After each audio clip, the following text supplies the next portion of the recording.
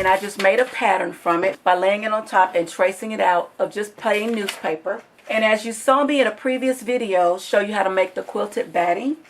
So now I'm just going to lay this on top, and what I'm going to do is I'm going to lay it down, and I'm going to use my chalk pencil and just chalk it out. And now that I've got it chalked out, I'm just going to simply cut it. You would cut this fabric just as you would any other fabric. There's nothing extremely different about it. It's the same as the fabric you would purchase in the fabric store that has already been pre-quilted. You just quilted your own, and that way you quilted a fabric that you wanted to use rather than what you have to settle for, because they don't have a big selection of fabrics that are quilted.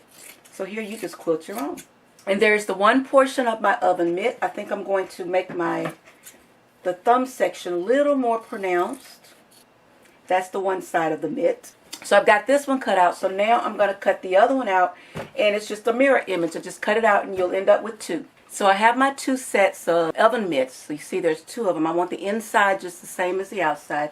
You could use a contrasting fabric, which is a fabric I'm going to use to trim with. You could use that for your inside. Now we're ready to put the oven mitts together. So what we're going to do first of all is I'm going to sew one side together. I'm just going to sew it from here down to about the top, because we want this to open out so that we can connect the piece that's going to be the facing or the little bias trim. So what I did first, on my serger, I just sewed that long edge, and then I went back and stitched a very tight stitch right next to it. So when you open it up and turn it, you've got a nice firm stitch and it won't come undone. So we're ready to add the binding to the edge of the mitten. So I take my 2-inch wide bias strip and I'm going to fold it in half, and I'm going to sew right sides together with the raw edges connected to the raw edge of the binder. So I'm going to just go ahead and sew my 1/2-inch seam allowance on that now.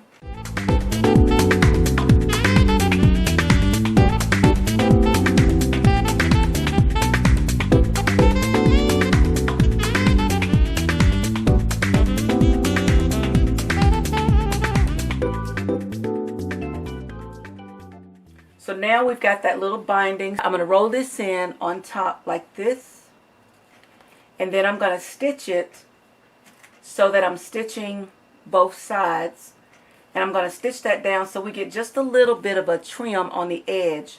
So now we're going to stitch that down really close to where I just stitched. So here's our finished result. See, we have a nice thin edge, so when you fold it together, see how nice that looks? It just accents.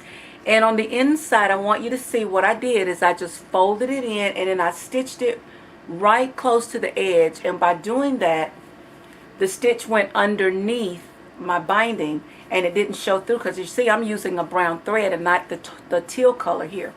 So now what you want to do is finish up the mitten by continuing to sew it all the way around. So I've completed my oven mitten. This is what the finished mitten looks like once it's turned. See, it has the nice little edging on it. And here is the mitten before we turn it. And I'm just going to simply turn it inside out. And it was a set of 2. And I'm just going to take my fingers and just kind of spread it out up there so that there's no bunched up fabric anywhere. You could use a scissor for this, but I would hate for you to poke a hole in it. So just kind of use your finger and smooth it out. And there's your oven mitten all finished, and now there's a set of 2. I hope this video has been helpful, and I hope that it inspires you to make your own oven mitts. Happy sewing!